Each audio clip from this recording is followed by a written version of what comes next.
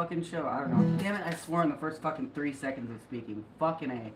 Alright, well, we're fucked now.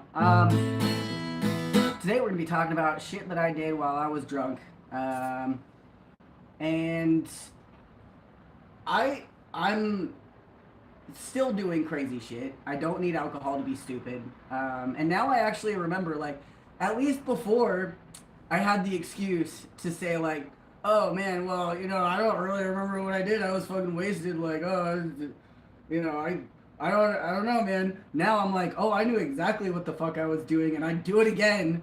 Yeah, you don't need booze to be a fucking moron and get yourself into really sketchy ass situations that you probably really shouldn't get yourself into. In fact, you can get yourself into worse situations while not drunk, and you can't fall back on excuses. So, you know, this is not me saying, I'm not saying like, oh, you know, clean up your life, man, like get it together and like, you know, fucking grow up, man. Like, no, that's not, absolutely not what I'm trying to say here. It's just, I posted, I posted a meme on my Instagram 2 days ago, and it was like, you know, like a joke, like the real reason I quit drinking. And it was some guy that was like, I will not get drunk again tonight and try to drive the bulldozer or whatever. And a bunch of my old drinking buddies like heart reacted it and laugh reacted it because like they actually know that is totally something that I would do. I have, not a bulldozer. I have drunk operated large machinery before. And yeah, it's not good, but nobody got hurt. We're okay. I'm recovered. I don't do it anymore. But you know, my motto always used to be, you can't argue with results. And people would be like, you know what? Fine, whatever, dude. Like, fair. Or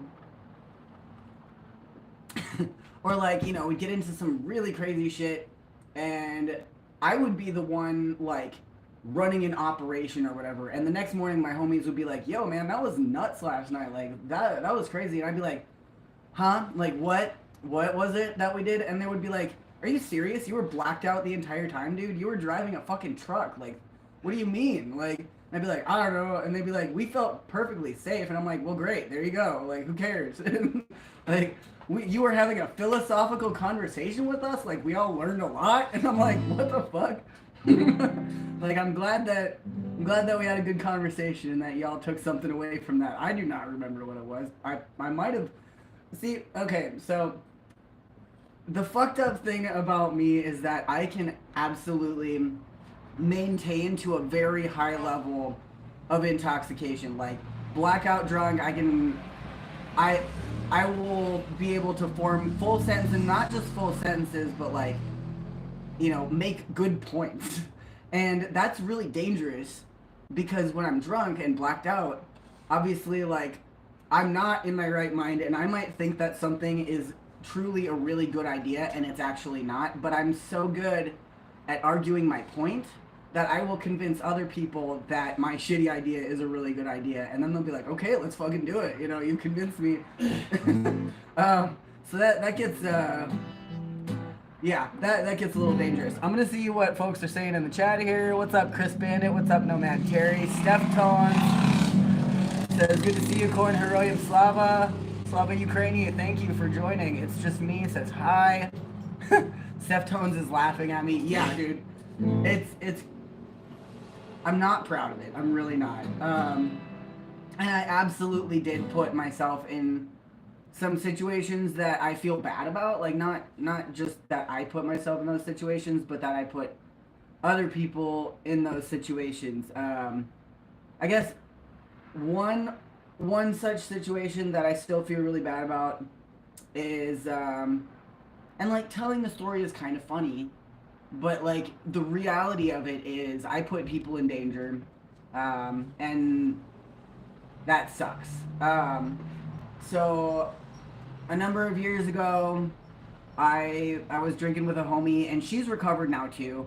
Her and her buddy, that was, you know, me and two buddies, swilling whiskey over at the library in Slab City, and you know, we ran out of booze eventually, and they were like, okay, can you take us back to our camp? And it's on the other side of Slabs. And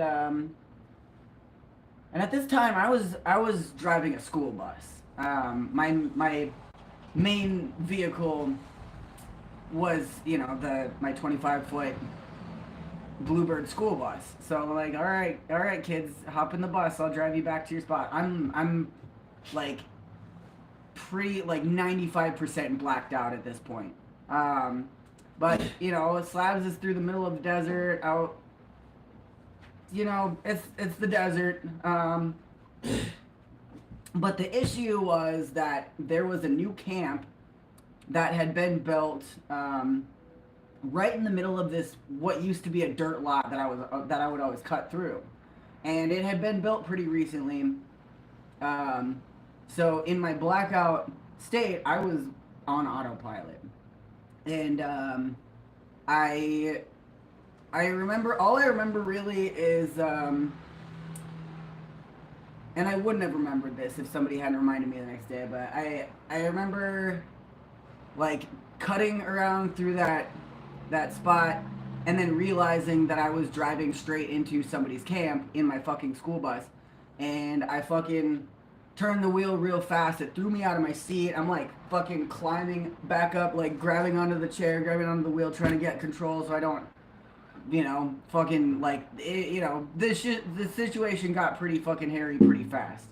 But I was able to get back in the chair and like hit the brake, and by this point I had already run through this person's fence and like over their scrap pile and shit. My bus was fine. My bus is a beast. It like my bus was fine. There was not a scratch on the fucking thing. But I ran over a bunch of this guy's shit. Nobody got hurt. My friend got thrown out of her seat and was pretty shooken up. She got a bruise on her arm, and I felt really, really bad about that.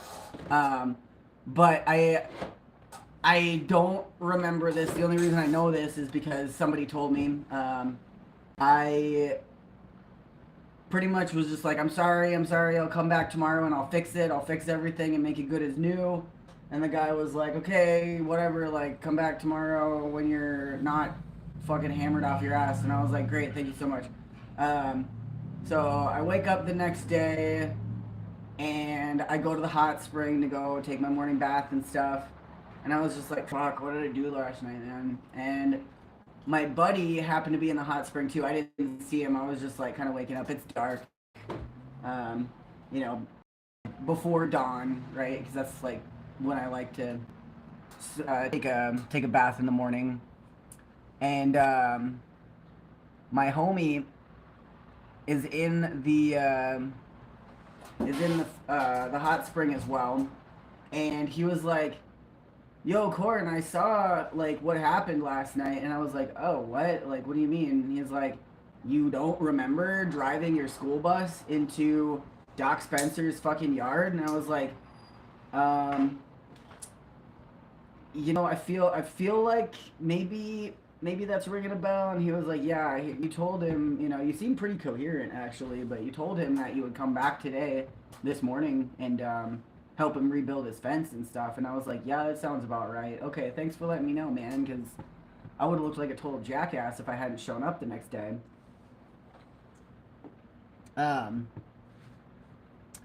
So yeah, I went over and I rebuilt his fence better than it was before. I'm a good fence builder. I can dig a post hole, and I did 70 hours of work for him to repay the damages that was done. And I busted ass, so I made it right.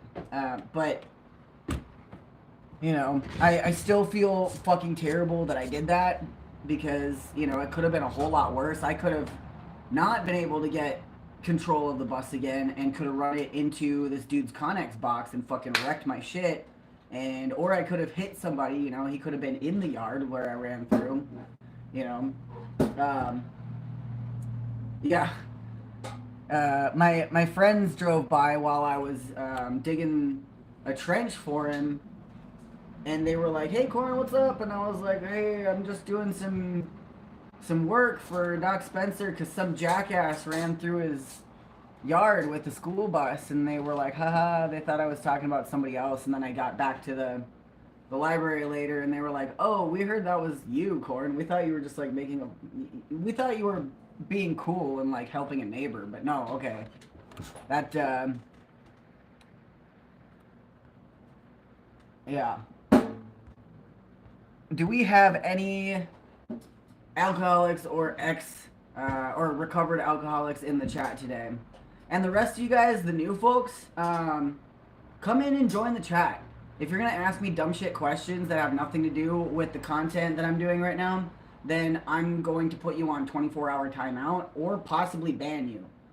Because I fucking can't stand you pieces of shit coming into my fucking chat trying to ask me stupid fucking questions. Like, you come in here, you have, like, yeah, this is not a safe space for fucking jackasses, okay?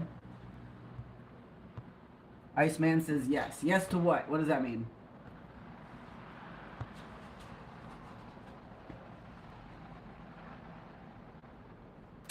Yeah, and this is not like a particularly politically correct channel either.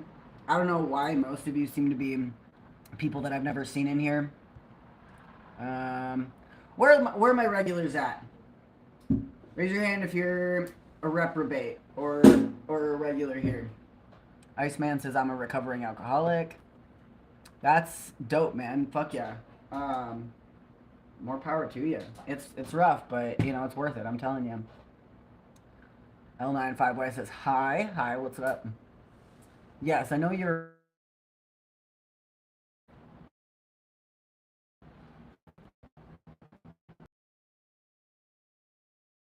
Tonya Radford, Chris Bandit, hey, it's just me, what's up?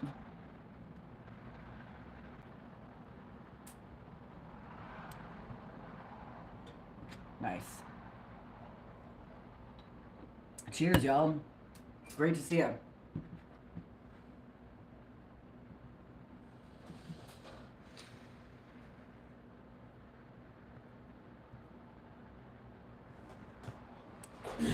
All right, now if you're new in chat and you're actually legitimately interested in what kind of content I got on this channel, I'm a reformed street punk. I tend to say I'm a reformed scumfuck, and I'm still crusty as fuck. But I've you know, I've expanded on my philosophy. And you know, as a punk, I'm not gonna mince words. I'm not gonna be politically correct just to be politically correct. I'm not gonna be performative. But I am actually genuinely a pretty decent person, and I want to help folks. So, you know, that's why I get upset at dumb shit fucking trolls coming in my chat, because you're getting in my way and other people's way to make those connections that can help people. And there have been a lot of people that have come to my channel because they're in recovery. I do not take kindly to shitlords that fucking detract from other people's recovery. So if that's you, if you're here just to fucking fuck around, then just get out, or I'm gonna ban you.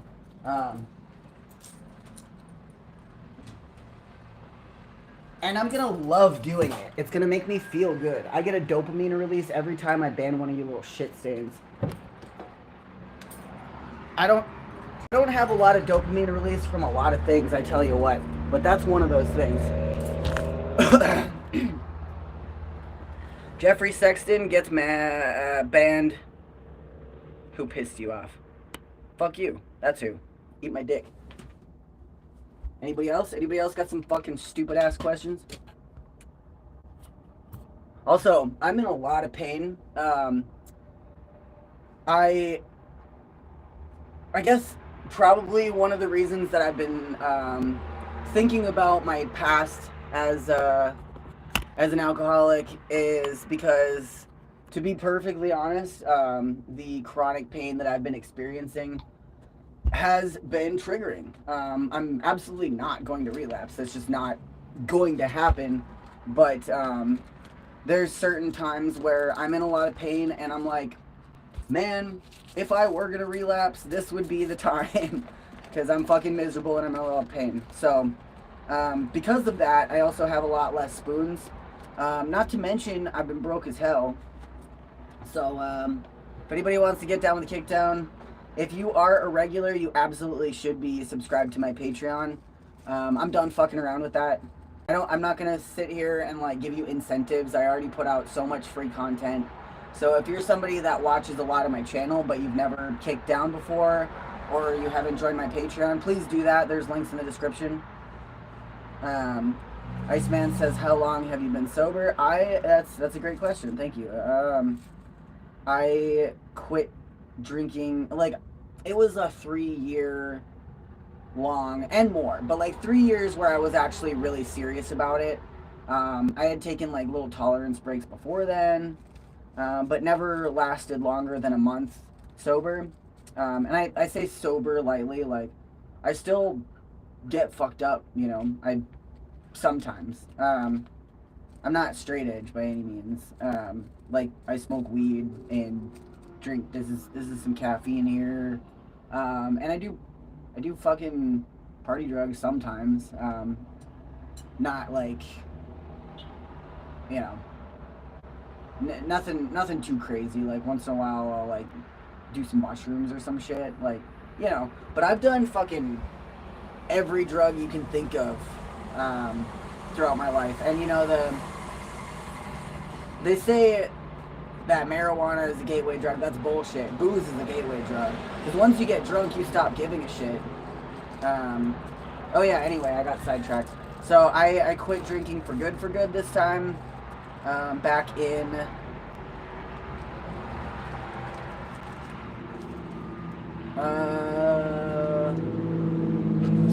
November 2023. So I'm coming up on 2 years sober now, which is I never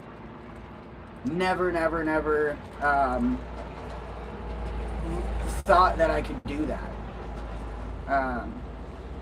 Sick Troop says you weren't able to get more kratom. Dude, I had just enough money from that bitchy live stream where I was all like, fuck you, pay me for 2 hours, and I had enough to get all of my basic stuff covered. I got Satan some treats. I'm going to give her a treat in a little bit here. And I did not have quite enough to get some kratom. Yeah, so I am in a lot of pain.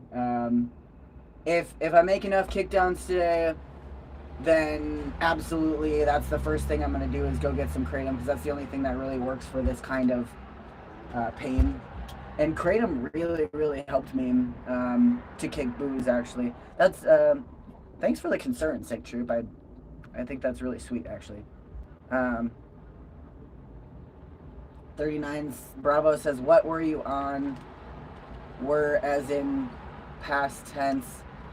What do you mean? What was I on? Like in general, or like in a certain instance that I was talking about?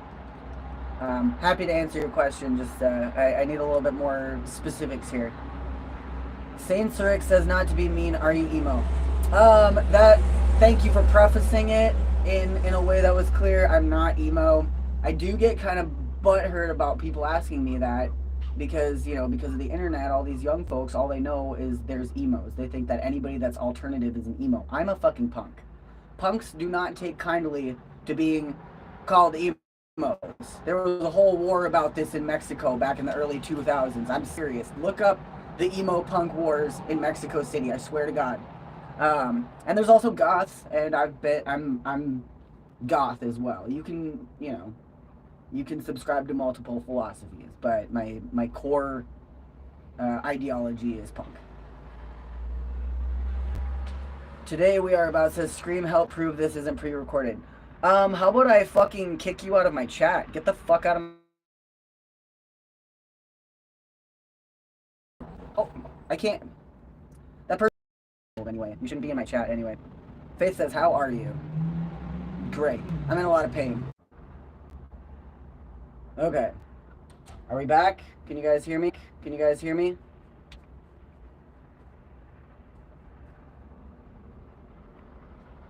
Alright.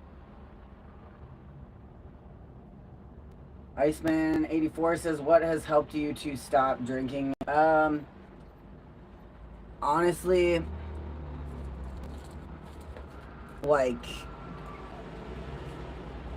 I,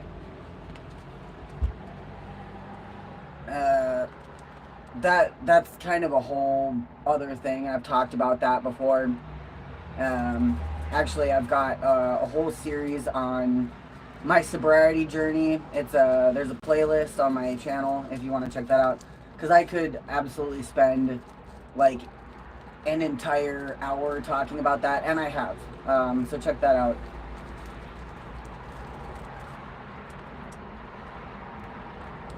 But in lesser terms, you really just gotta want it.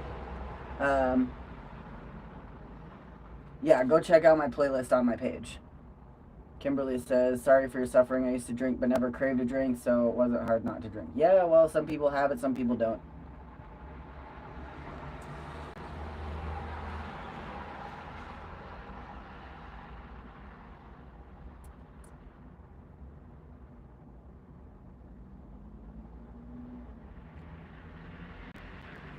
Alright, I'm just taking a moment to ban a few of these little shitlords that don't need to be in my chat. Hold on. Alright. Get the fuck out of here, you stupid little bitch. Mr. Steal Your Lighter says, are you recovering? I'm pretty recovered at this point, like I said.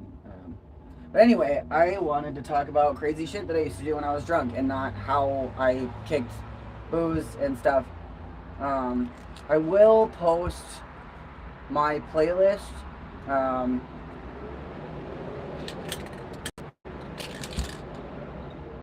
Let's see.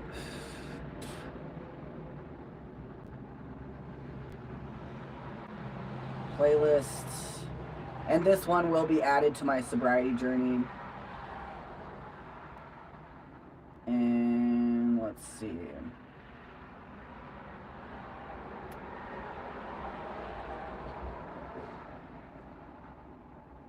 Dude, what the fuck?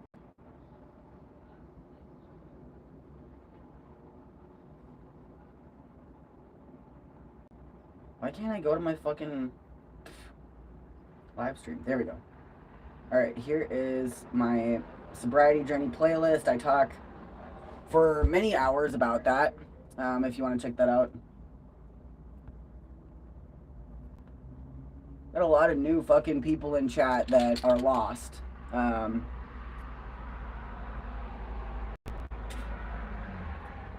Mr. Steely Letter says, oh, that's awesome. Keep up the great work. Thank you, man. I appreciate that.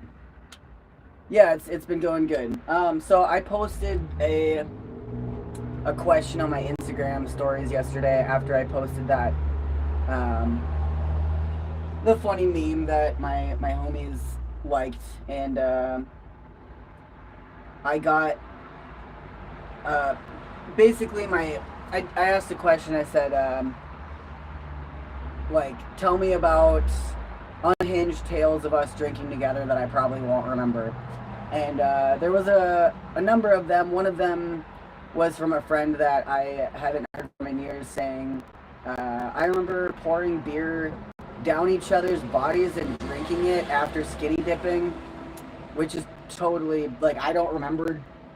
I mean, I remember doing that on a few occasions, but I don't remember that specific time. I would still pour a beverage down somebody's body and drink it off of them. You don't need alcohol to do that. Somebody else said, driving up the 101, blasting Wu-Tang, drinking whiskey, all of us singing Bring the Ruckus loud as fuck. That is something that I did often during my dirty kid days. I was, if you don't know what a dirty kid is, that's a street kid that travels, you know, typically. Some dirty kids don't. They're just home bums, but there's a whole culture here in the U.S. kind of around that. And I was driving my Chevy 20, I think, during this time, and I made a number of journeys up the 101 with a van full of kids, and just crazy ass times. So many crazy times. I wish that I remembered half of it, but I really don't.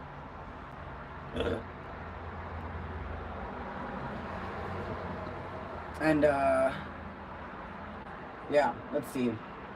Okay, the one that one of my best friends posted. I used to live with my friend Emily. She's been on my channel a couple of times, and we lived in Midway, um, St. Paul. That's in Minneapolis, or not Minneapolis, in Minnesota. It's Minneapolis, St. Paul are the Twin Cities. Folks that aren't from the Midwest probably don't know that, but that's what we're referring to when we say the Twin Cities. But we live together in Midway, St. Paul, and that area is pretty ghetto. Not like in a like it not in a racist way. Like it's a dangerous part of town. Like legitimately, not just because there's whatever. I don't, I'm not trying to be um, you know it there's Midway is crazy. Midway is crazy in a lot of fucking ways. And there were a lot of nice people there, obviously. But we would go out and we would get wasted and LARP in the park there across the street. And this is this is a fucking urban park with like crackheads in it and stuff. And sketchy shit happening. And we would go and LARP there, fucking wasted. Sometimes in a little bit of a costume. We would have like fake, not like anything elaborate, but we'd like find sticks to be like our staffs and stuff like that, and we'd run around pretending to be fucking wizards and LARPing this elaborate storyline that we came up with. And we did this all the time. We used to do this at like all sorts of different parks.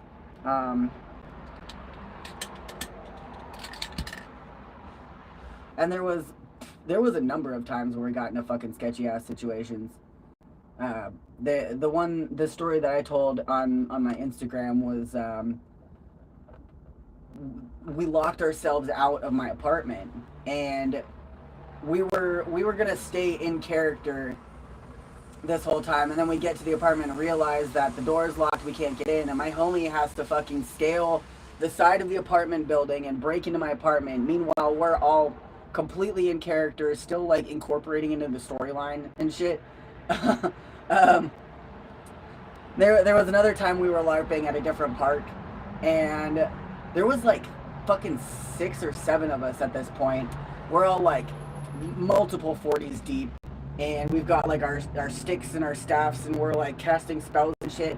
And it was during this part in the storyline where it was like this big build up to this huge battle. And that's why we had a bunch of homies with too, because we were like, okay, if you guys want to like guest spot in our LARP this time, this is the time, because we need like more people to make a bigger battle and shit.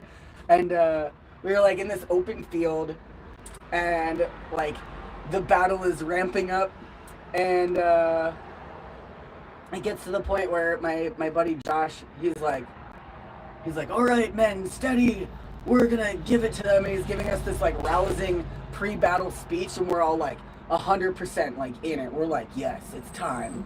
We're gonna battle the Grey Rub Wizards, and we're gonna it's to the death. And we're like ready to go, just like lined up, facing off like invisible monsters and shit. And this guy, this old man on a bike rides by, and he's looking at us like, what the fuck is going on here? And like we all kind of like look back at him, and Josh looks back at him, and he like, we're all kind of wondering if we should like wait a second for this guy to fuck off. And then Josh yells like, charge! And we all just like run into the field like oh, and then we're like swinging sticks around like, we're gonna fucking beat this guy. And then we like, on our way out of that park, we're all running like still in character with our sticks, and we're like tearing ass down these trails. And we run past like this group of kids that definitely went out there to go smoke some weed or something. And they were like, what the fuck is happening, you know? And one kid, while we're running by, I heard say like, I want whatever fucking drugs they're on, man. Rob says, if I was out of my mind tweaked in a park and saw a LARP battle happening around me, I would think I had fucking time traveled.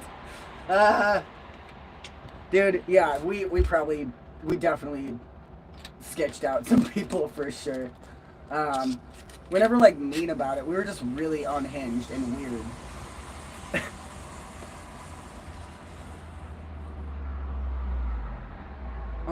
Hey, it's what's up, Aaron? Yeah, Aaron, I have no patience for fucking trolls in chat today either. I've already banned like 12 people, so yeah. If you're just coming into my chat and you got itchy little fucking shit stained fingers and you want to say something funny, you're about to get banned, you know. So make it count at least. Um,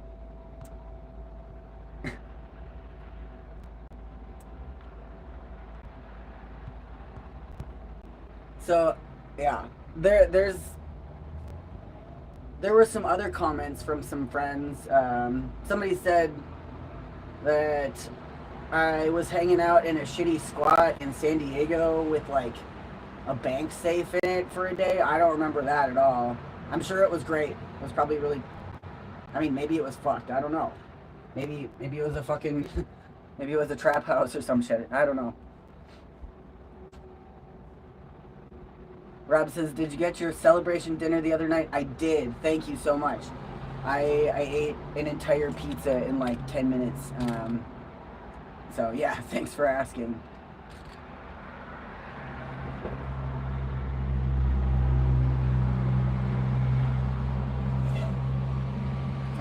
Yeah, another couple comments were about my time in New Orleans, my first time in New Orleans. Hey, what's up, Zoe? I guess I'll start talking about New Orleans in a second. First, one thing that I've been really thinking about a lot lately is like how much time I've been spending doing content on YouTube, and also how much I've been struggling, especially with the prosthetic and stuff. So I've resolved that I'm going to do a little bit more promotion of my Patreon and my money apps. I'm gonna see if anybody kicked down on PayPal or Venmo here. Somebody did kick down on PayPal earlier today.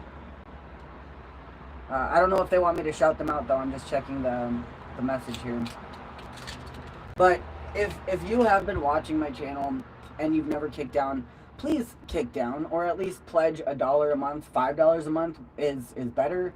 You won't miss it, man. Like, just go ahead and pledge a few bucks on Patreon. If you can pledge $1, you definitely can pledge $5. And you know, if I have to struggle less, then I can actually get better equipment again, like better mics and stuff, and be able to upgrade my content. So yeah, this is the midstream Delahala. That's right, Aaron. Thank you. Yeah, this is the fuck you pay me segment. There are links in the description if you want to kick down. Please do. Otherwise, I can't keep doing this shit, honestly. And I will be uploading shorts to my Patreon. So, like, you will get extra content for doing that. How many of you folks are new here in the chat and you're not trolls? Raise your hand if you're new and you're not a troll.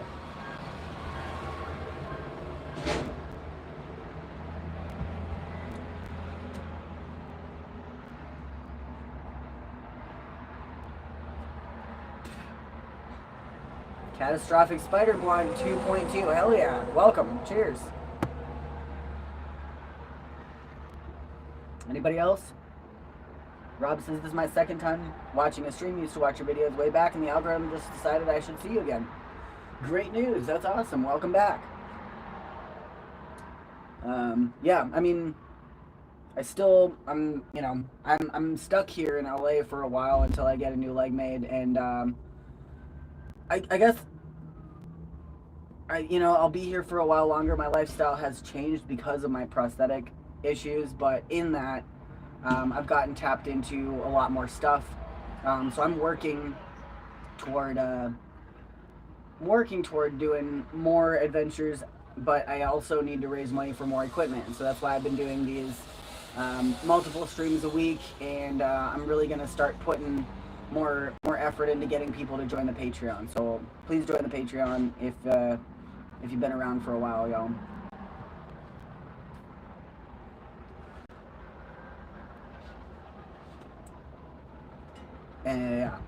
Yeah. Anyway, I don't want to go on a leg rant right now. I'm in a lot of pain. I will do another another stream with updates about my prosthetic situation in the future. But I kind of wanted to do a more fun stream and talk about recovery a little bit more. Because I don't want to... My last stream was kind of me just being pissed off because I couldn't buy groceries or, you know, basic stuff. And I want to balance that out. Rob says that, can I ask how long have you been in recovery now? I've already answered that earlier in the stream, almost 2 years now. And in that recovery process, I lost a lot of weight because I was drinking thousands and thousands of calories of alcohol a day. And yeah, when I stopped, then, you know, I was in a huge calorie deficit because my body was used to running on just straight liquor all day. So because of losing all that weight, now my old prosthetic does not fit. People keep asking about train hopping. This is not a stream about train hopping. This is a stream about weird shit that I used to do while I was drunk. And I did not drink while train hopping. That was part of my recovery process, actually. I know it seems crazy. A lot of people hop trains so that they can run away from their problems and use drugs in a way, like, you know, that is self-destructive. A lot of people do it that way. I was the opposite. Riding trains was a big part of my recovery. Weirdly enough, I know. But I'm not trying to talk about that right now.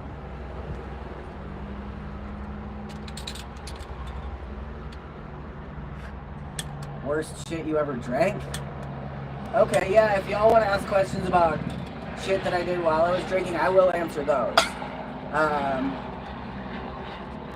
Yeah, I've definitely drank a lot of really fucked up shit. Like, when I was in high school, I was always the person in the morning after a party that would go around getting everybody's unfinished beverages and pouring them into a big jug or something and drinking the grog in the morning. Absolutely disgusting. Fucking gross. But I would do that.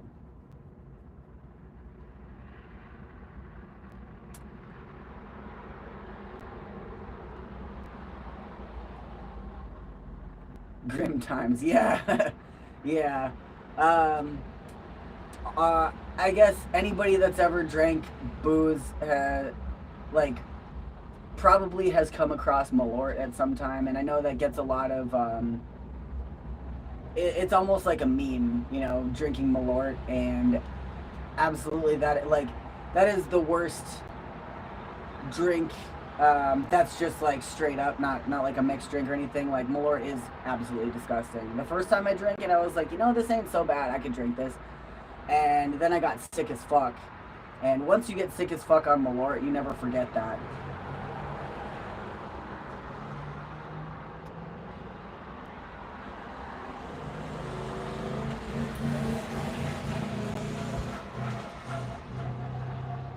Cade says, you matter, remember that. Yeah, I know, thanks.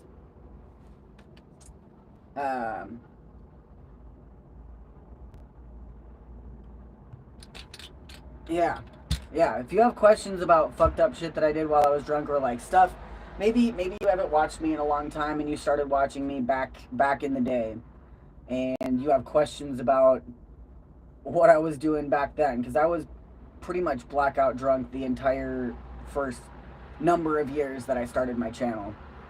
Rob says, what the hell is Malort? We don't have that in the UK, or at least we don't call it that. No, it's a brand. It's from Chicago. It's fucking awful. Look it up. It's really bad.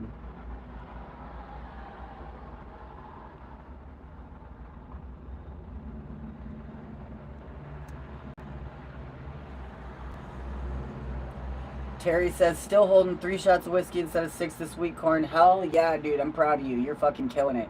Keep holding it at that until it feels totally normal and fine and comfortable to you. And then, you know, next week or the week after that, dial it back a little bit. Dial it back by like 1 shot and do 2 shots of whiskey a night. And, you know, take it easy. You don't have to do cold turkey. That's the thing. People think they have to just quit cold turkey. You don't have to do that. In fact, it's kind of dangerous, you know. Um, yeah, you're doing great, man. Fuck yeah. And addiction looks different for everybody, you know. Like some people only have a few drinks every night and they're still an alcoholic. Some people like me drank gallons of liquor a week, like literally multiple gallons of liquor in a couple of days even sometimes. But you know, there's a spectrum of addiction and it looks different in everybody. It's yeah. Willie G says, I tried to stop cold turkey from drinking and I got really bad anxiety and started shaking. Yeah, wean off of it. Just dial back your dosage. Think of it in a really clinical fucking sense, you know? Alright, I'm gonna see if anybody kicked down on... Nothing on Cash App. Oh, shit. No, never mind.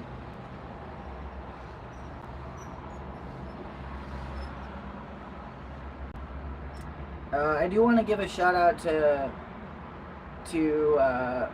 Trans Prepper. I don't think she's in the chat right now, but she kicked down on Monday, and I really appreciate it.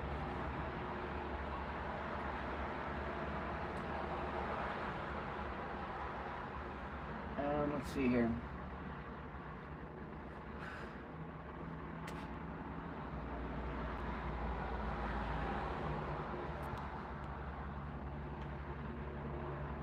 All right.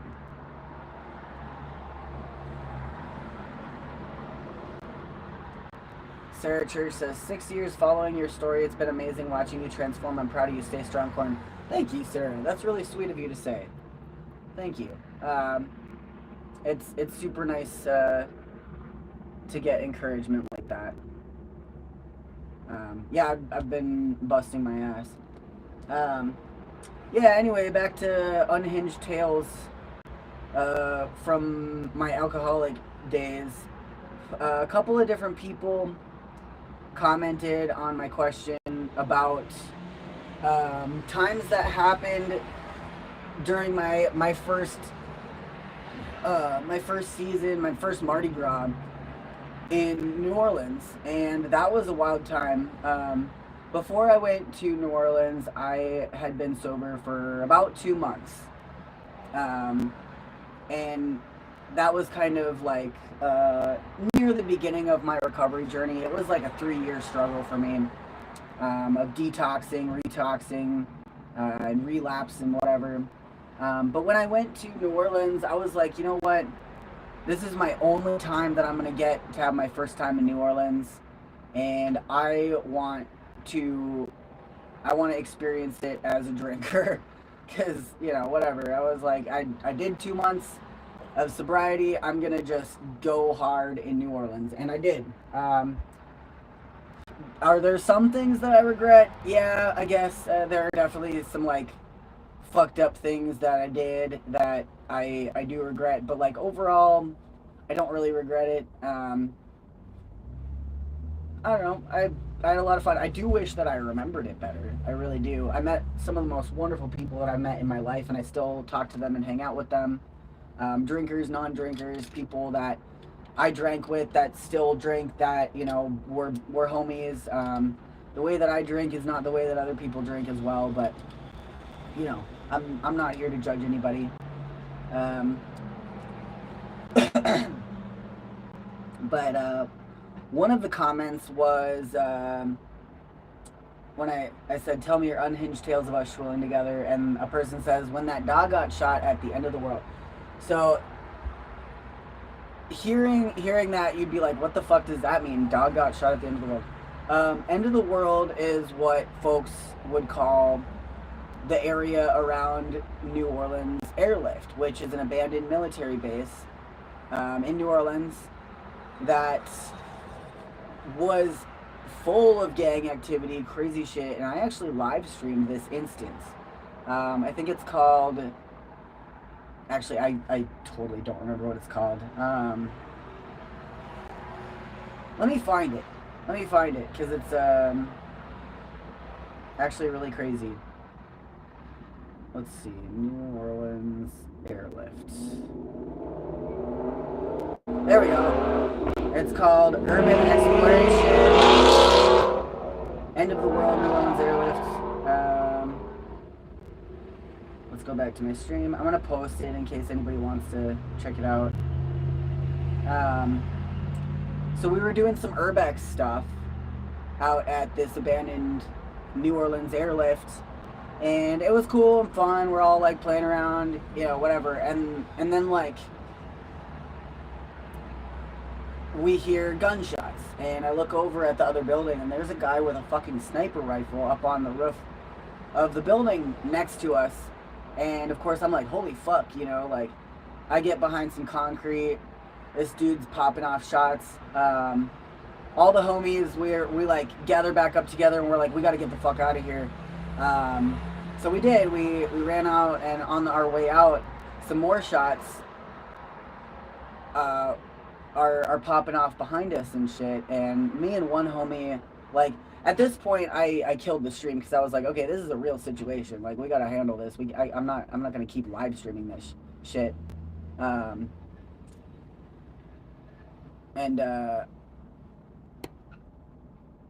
We fucking, yeah. Basically, what had happened is like there was some gang shit going on, and we kind of just got caught up in the middle of it. And there was a guy that, like, I guess owed somebody something, and they shot his dog, like, while we were running out of there, completely unrelated to the sniper on the roof. That was super unhinged. Yeah, I was doing a lot of urbex and shit while fucking blackout drunk in New Orleans, and I'm still finding out stories from that time.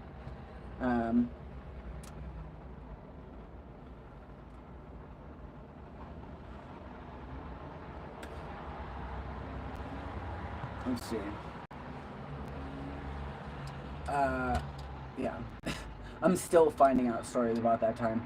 And I really wasn't taking many pictures back then either. I think a lot of my old pictures from that period of time were on an old phone that I wasn't backing up to, like, Google Drive or whatever the fuck.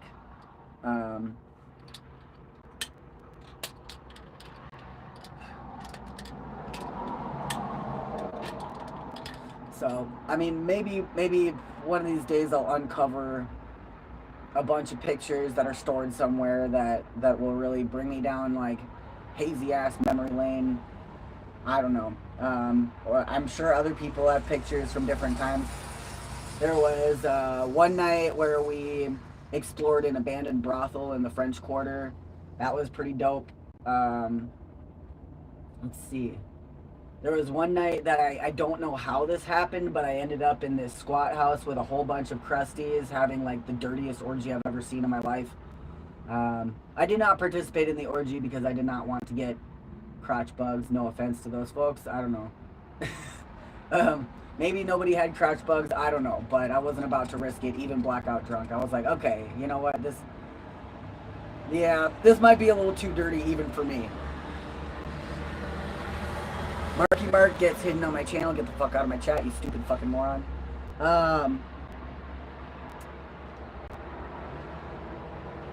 Anyway, during this time, I was helping out at this punk collective in a warehouse, and I was sorting the library. I'm an anarchist librarian. That's what I do. And, you know, there was an anarchist library in there. It's since moved. But there was a lot of stuff going on in this warehouse this particular night. I was obviously shit-faced and, you know, whatever. And there was a whole... There was, like, dozens of people in the warehouse at this point. There was a bunch of people preparing for a parade. And there was a bunch of people that were doing, like, Narcan training and food distribution and, like, just all sorts of stuff. And I was let's see. I really don't remember a whole lot. What I do remember is that one of the homies came in and she had been injured because she was tripping face on acid and drinking 40s and stuff, and decided to put her head through a plate of glass. I was not there for that. I don't know what the story was, but I've done a lot of medic stuff, so my instincts kind of kicked in real quick, and I was like, oh fuck, we got to get this glass out of her head and you know, figure out how we're gonna close up the wound and stuff.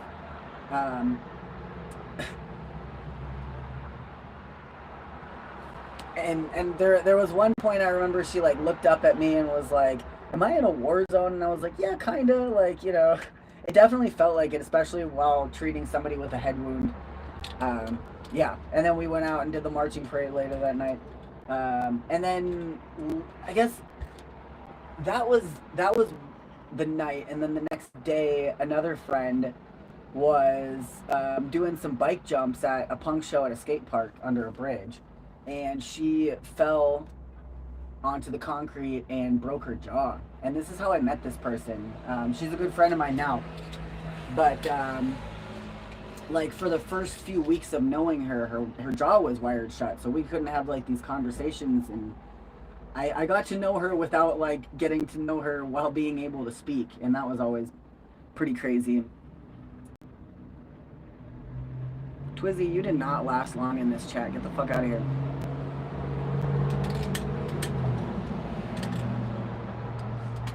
Incredible.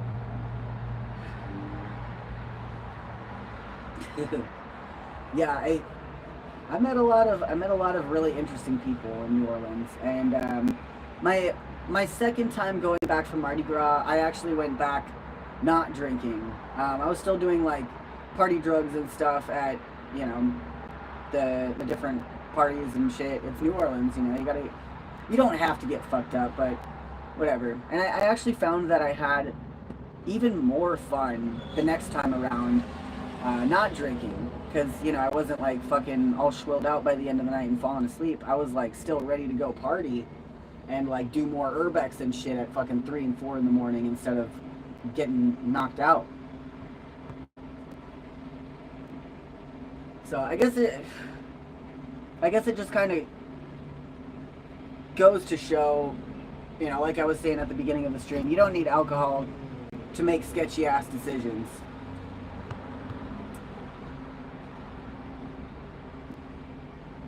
Let's see.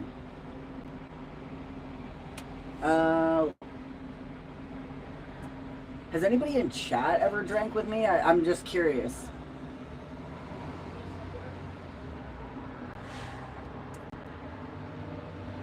Oh, hey. It looks like, hey, Peter kicked down for Kratom. Thank you so much. My fucking nub thanks you. I'll be able to go pick up some after this stream. Thank you so much.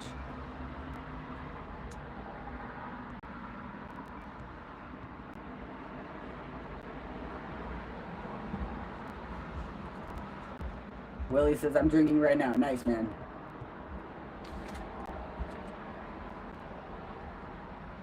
I mean, like, anybody ever hung out with me? I'm wondering if there's any, like, fucking OG dirty kids in chat. Sometimes folks show up from my past and just kind of lurk and hang out. Or do we have any street folks? Any, you know, travelers, riders, dirty kids, street punks, etc. in the chat right now? I'm just curious. I want to see if we got any folks from the scene in here, because I could absolutely go on a rant about the drinking culture that is inherent within the traveler culture. I'll probably save that for another stream since we're almost at an hour here. And while I'm letting folks respond, if there's anybody that's responding, I'm gonna just see if anybody else kicked down. We've got one kick down for today, and I'm super grateful for that. And if you're somebody that's been following my channel for, you know, a little bit, maybe some of my content has helped you in the past, or at least entertained you, I strongly recommend that you go to my Patreon. I'm gonna find my Patreon link right now and post it in the chat because I. All right, where is it? I need folks that are.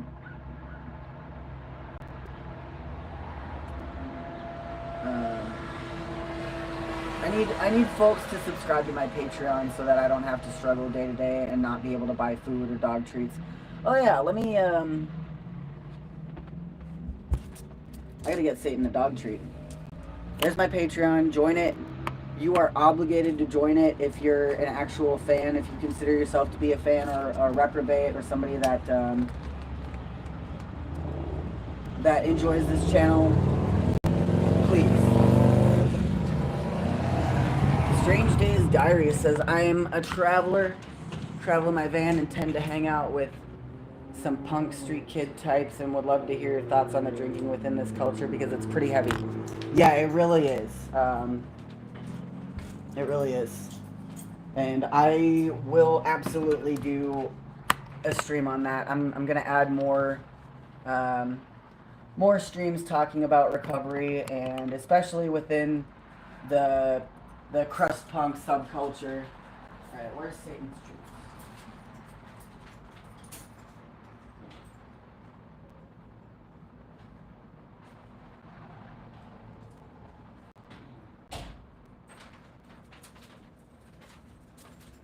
Here, Satan. I noticed I lost a lot of viewers when I said sign up for my Patreon, so that's funny. Here you go, Satan. Crunch. Yeah, good girl. When you sign up for Patreon, this is what you're helping support. This sweet dog having delicious treats. Last stream I had to feed her oatmeal because I didn't have money for treats. But this time we got some. So thank you guys so much. Yeah. Yeah, I guess like what I will say about drinking culture in the traveling community is like it's so glorified. I've seen kids faking the shakes, you know, like the fakes. That's a thing, like because they want to fit in and seem edgy and cool, that they're an alcoholic. Like it's debilitating. Like yeah, it's so like glorified that like people think it's cool to be addicted to alcohol, and that's pretty fucked up. Zoe's art says, I'm a punk, was traveling a lot back in the 90s and squatting in Berlin, Amsterdam, Paris, even Hungary. Nowadays in Hungary, squatting is absolutely illegal. Gotcha. Yeah, that sounds crazy. Sam says, hi, I'm Sam and I'm an alcoholic. I just woke up. What's happening? I was just telling some crazy tales of things that I've done while drinking. Now, keep in mind that I actually don't remember like a lot of what I did, and I'm still kind of learning as more friends share stories about times that we had together, and I'm like, holy shit, I did that? Like, that's absolutely wild. And I'm sure that I'll be hearing about stuff that I did that I don't remember till the day that I die. Because I did, you know, I was drinking hard for 15 years or so. Like, I started drinking when I was in 9th or 10th grade. And I'm 36, so, like, that's, yeah. And I started recovering, finally quit about 2 years ago, so that's 34. So, like, how old yeah, like, over 15 years. Like, maybe 17 years of just alcoholism. Shane S. is the least original poster that I've ever seen. I'm gonna put you in 24-hour timeout because I just feel bad for you.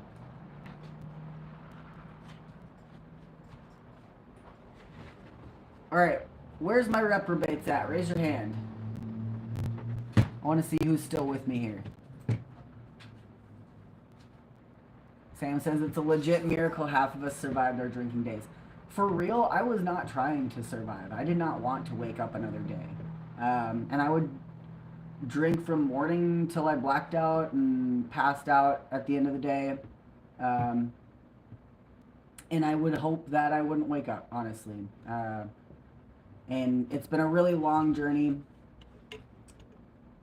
and there was a lot of parts to it. You know, it wasn't just quitting drinking, it was also like learning more about myself and who I am, and accepting myself for who I am. And the types of people that come in here to make comments that are transphobic and homophobic are one of the biggest reasons why I wanted to die. So that's why I can't fucking stand you fucking shitlords, and that's why you get instantly banned.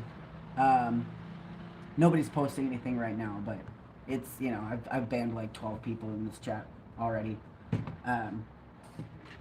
Yeah, it's, you know, it wasn't just that I was unhappy with myself, but it's that there was a lot of shitty fucking people that are also unhappy with themselves, and they want to lash out at other people and make them feel shittier.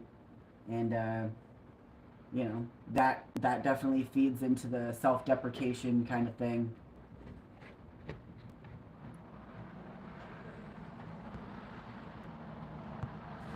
Let's see. Anybody got some crazy stories? Sam, do you have a crazy story of your drinking days that you can share?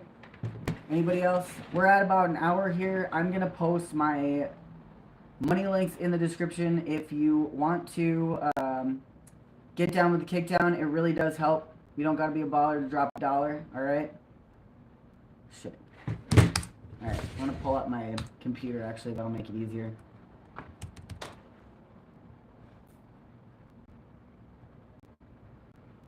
Whoops, wrong one. There we go. Come on, man. Oh, yeah, this is not...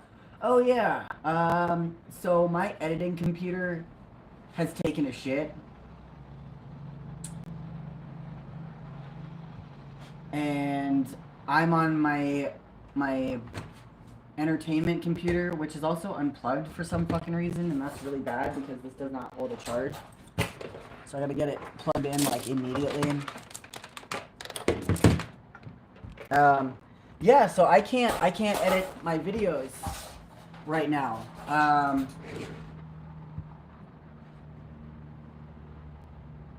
Which is really bad. Yeah, my editing computer won't turn on. It's having some problems. I think maybe my charger just shit out, and it's giving me the error message because there's not enough battery, or like maybe in running out of battery because of that it crashed, and now I don't know. I hope that my editing files did not also get destroyed when it crashed. So that's really bad news, because I've been working really hard on a new video. Peter says, am I remembering wrong, or did you do beats while drinking? Oh yeah, I was not sober for any of the beats. Yeah, actually the last beat harvest that I did was my last relapse, and the day after the last day of beats, I was like, this is my last day drinking, I'm gonna go hard, and then I'm never gonna drink again. And that's what I did. So yeah, when I went to Beats that time, I was like, I'm gonna start off not drinking and keep it chill, but I'm positive that in order to get through this shitty fucking job, I'm gonna have to start drinking. So I tried to keep it chill, and then by the end I was like in full-blown alcoholism again, and then ended the job and just quit. Let's see. Okay, now I gotta do this shit again.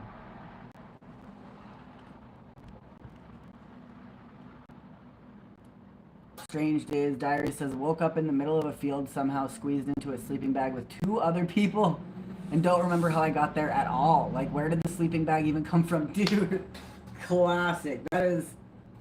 That's classic, man. I've been crammed in a sleeping bag with 1 other person, and that's pretty insane. But 2 other people, like, how did you even do that, man? That's wild. I mean, you know, when you're blacked out in the field and you're cold at night, like, you gotta do what you gotta do, and it's amazing. It's amazing what some people are able to do. Peter says, I rolled down the window and threw up out of the car while on the Brooklyn Bridge. Oh, fucking A, dude. Yup. That'll happen. That was a pretty regular occurrence for me, just like being hungover as fuck or like sick or whatever and like puking out the door of a vehicle. Um, yeah, it's not pretty, man. It's really not pretty.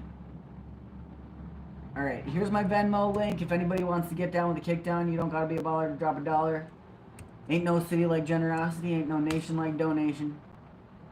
So spread some cheddar on this broke ass cracker, all right? Let's see. Here's the Cash App. Wait. Yeah, okay. That should work, I guess. Sam says field parties. Ah, good times. Oh man, I love a good field party or under a bridge party. I'll still party under a bridge or in a fucking shitty ass muddy field. Just not with alcohol, you know. I'll still do all that shit. Let's see, and here's my PayPal.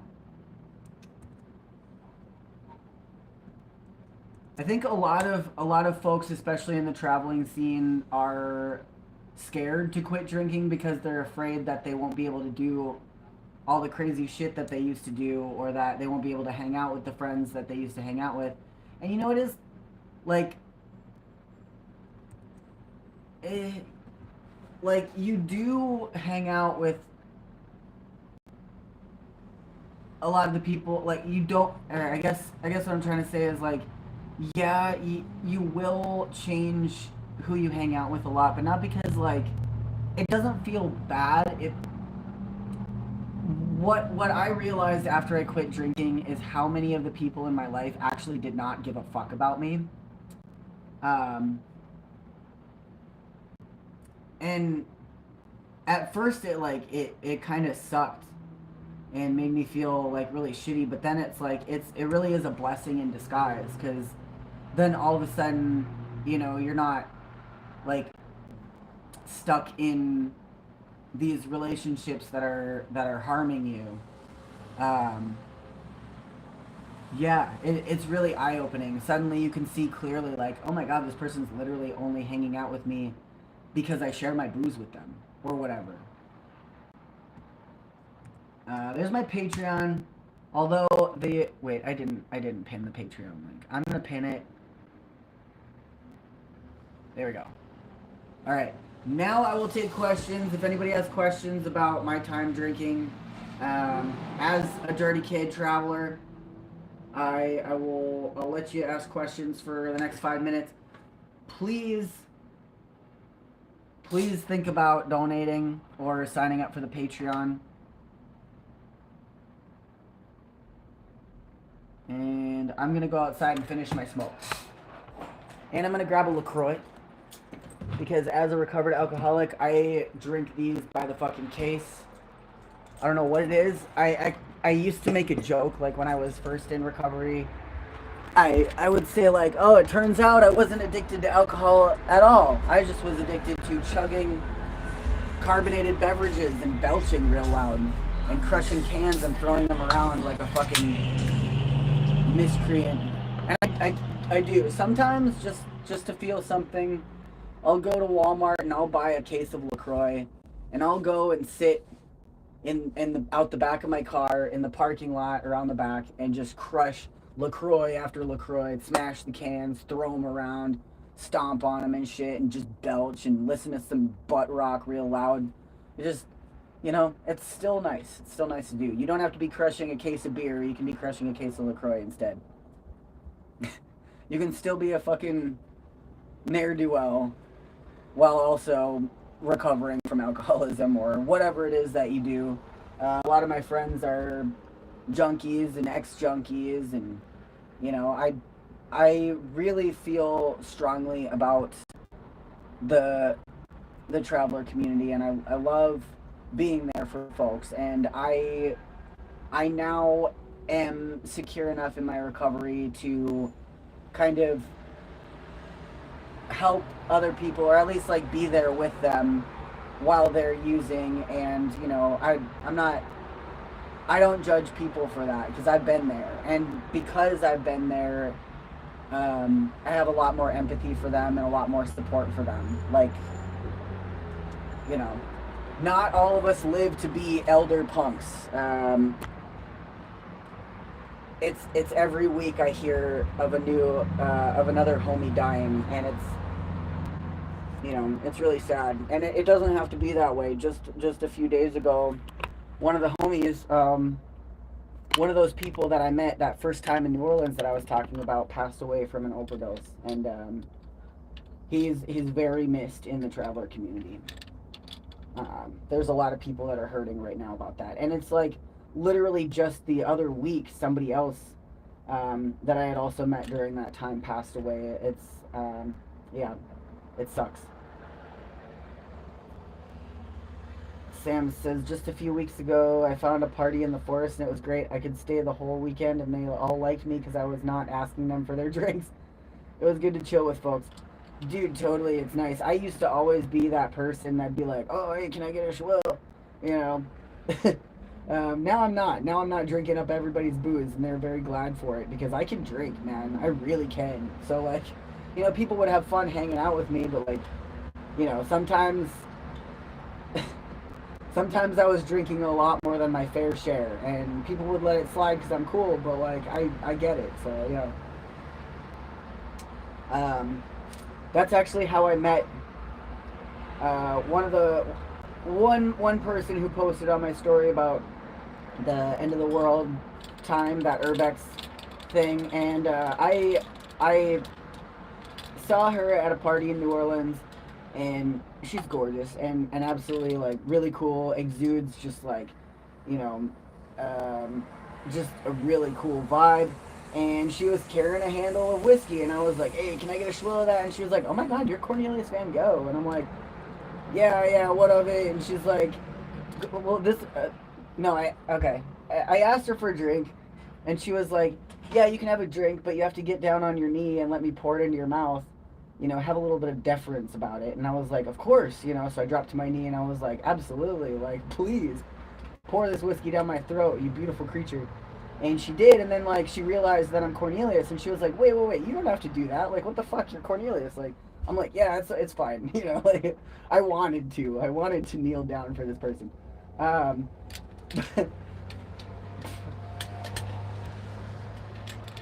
But, that's, yeah.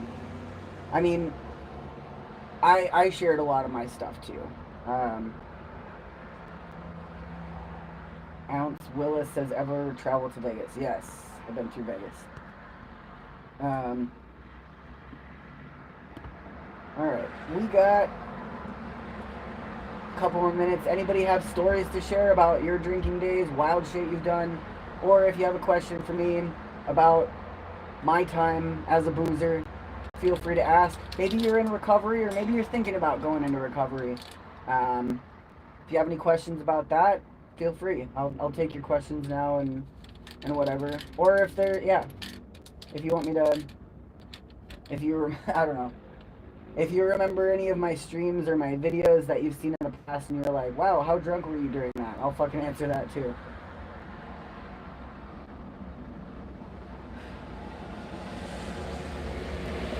I absolutely do want to do a street punk episode of alcoholism and recovery as well, and talk about that, because, like, now I'm remembering all of these times sitting in shitty public parks where everybody pulled their money and got a space bag, like a box of wine, and you pull the bag out and you pass it around the circle and everybody's got to slap the bag. TJ says, what do you think of AA? I've been to a few AA meetings. That was before I ever considered quitting drinking. I went to go support friends who were in AA. I just went for the coffee. AA has notoriously shitty coffee, and I did not care because it was free.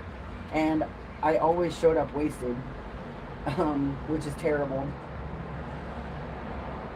I think if it works for you, that's great. I recovered without AA. I went to a smart recovery meeting with my homie who's now passed. And I thought smart recovery was a little bit better because it felt more like a support group rather than a church meeting.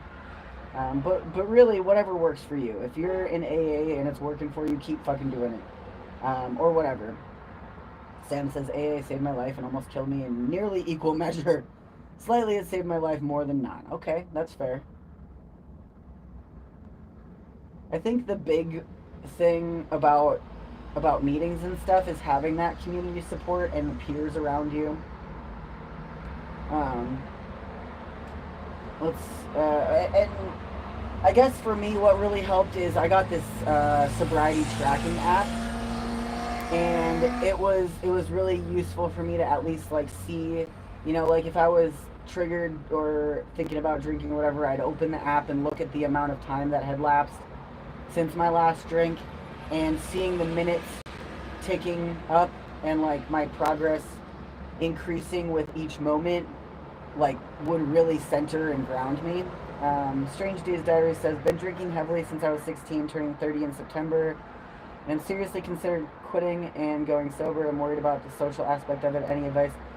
Yeah, that's kind of what I've been talking about. Like the social aspect of it, like there's definitely a learning curve. But your social life does not die when you quit booze. In fact, it gets so much better.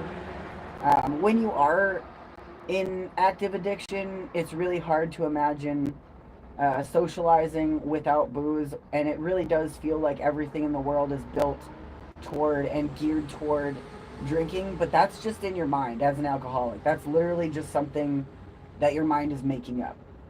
The rest of the world does not live in that kind of state of mind. And when you finally do have the courage to quit drinking, after it, there, like I said, there's a learning curve, but after you are able to get sober and keep with it, you start to learn how much you're actually missing out on because of your drinking. So your social life will actually begin for real when you quit drinking. Um, so if that helps at all, you know, yeah. If somebody had told me that and explained that to me, that would have helped me a lot. Because that was the big thing that kept me going back and relapsing for so many years. Because that's all I knew is the socialization in drinking culture. And coming from the Midwest, that's like really baked into our social culture. Sam says, cherry picking AA program concepts I find helpful. Yeah, that works. TJ says, judge ordered me to AA or jail. Yeah, that'll happen, man. TJ says, AA coffee is better than jail. Yeah, dude, for sure. Yeah, just get through the program, man. You're not better than it. If that's the situation you're in, fucking take that lifeline and fucking run with it, dude. Sam says, yes, I genuinely never knew I was usually the most drunk person. See, I knew I was the drunkest person in any social gathering, and I like, in my fucked up alcoholic mind, that was like a badge of pride, I guess. I don't know, it's fucked up to say, but like, like I had this weird pride about like simultaneously being the most drunk person and also being able to maintain, which obviously turned into a lot of really sketchy situations for both me and other people. And yeah, like most people's minds don't work.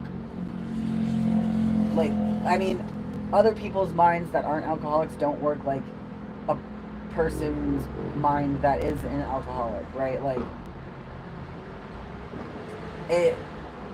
their state of mind and their thought processes do not revolve around drinking more booze. It like really gets in the way of your life, actually.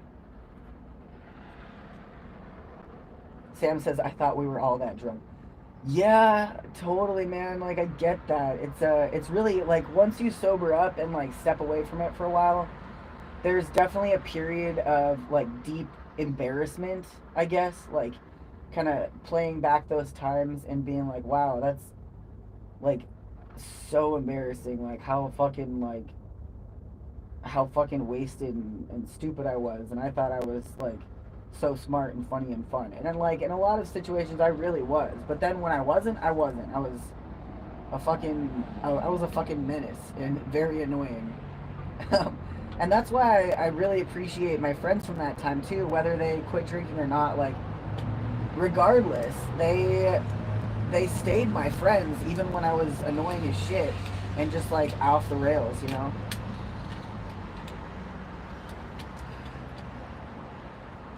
Willie G says drinking sparkling water also helps. Yeah, it does.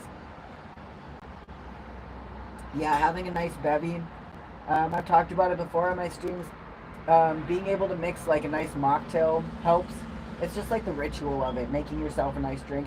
I never liked cocktails when I was drinking because I felt like all of the fruity shit got in the way of the booze. I was just trying to slam as much liquor as I could and chase it.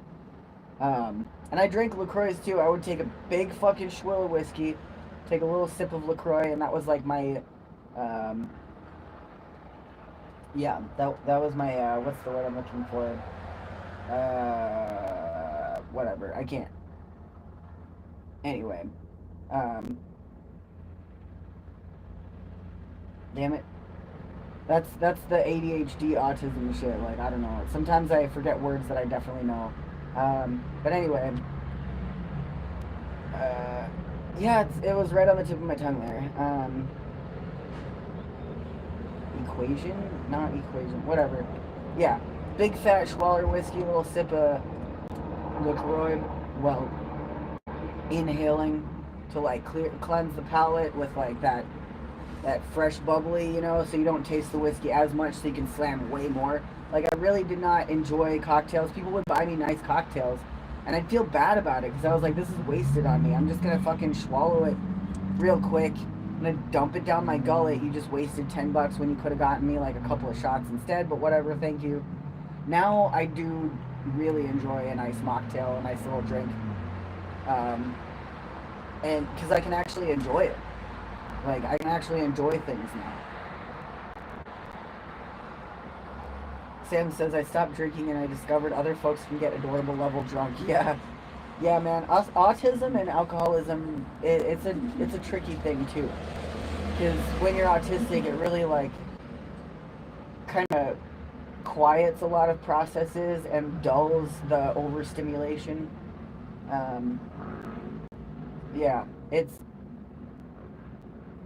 you know, it can help a lot with like socializing, but also it's like a lot of the socializing that I was doing, I realized that I genuinely didn't even enjoy, and I was drinking to like cope with it and try to fit in because I thought that that's what you were supposed to do. Willie G says, "What are the signs of having wet brain?" Oh man, um, lack of clarity, getting pissed off more easily, like, and just being like really incoherent about it. Like, you know, I'm sure we've all met that drunkard that's like, "Well, you think you're better than me?" You know, like, and I was totally that guy. Like, you know, fucking swilling and belching and be like, "Fuck you, man. You think you're fucking better than me?" Like, you know, like that sort of thing. Just being like, "I don't need to learn shit. I'm a dumb fuck and I don't give a shit." Like, it's, yeah. Just not having that clarity of thought.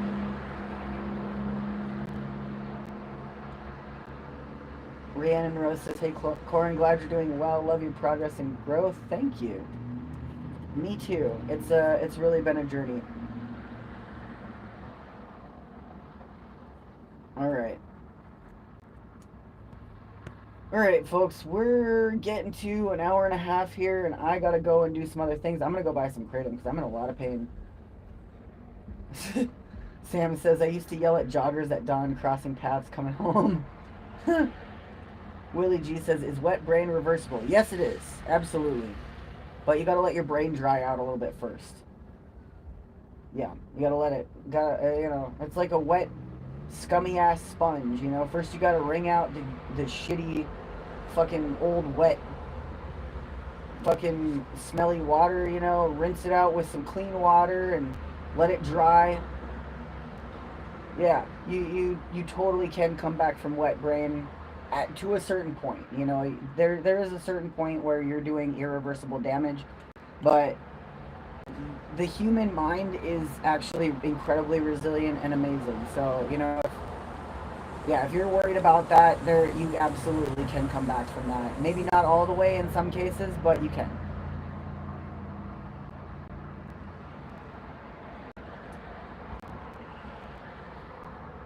Rhiannon Rose says, I just had to let go of a roommate with wet brain because no way you can drink a liter of whiskey a day and be sane. That's the truth. That sure is. Absolutely. Alright. Let's see.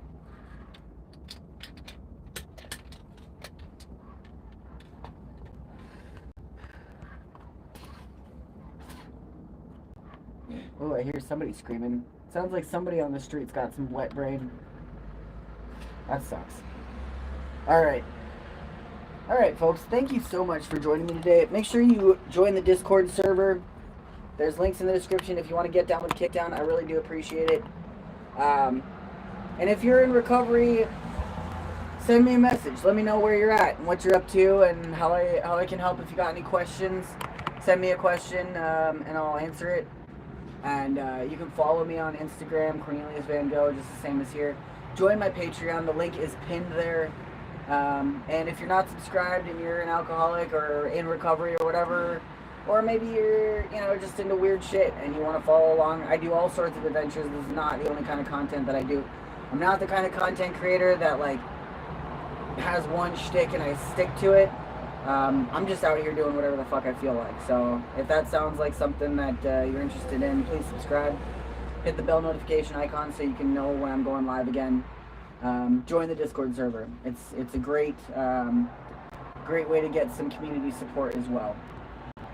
Sam says, hey chat, you are worth saving. That's right, you are all worth it. You're all worth the effort and time that it takes to take care of yourself and get better. Thanks for all your nice comments, and I hope you guys enjoyed some of my weird, fucked up tales about life on the road while being an alcoholic. And if you have any requests for future videos, let me know. And take care of yourselves, okay?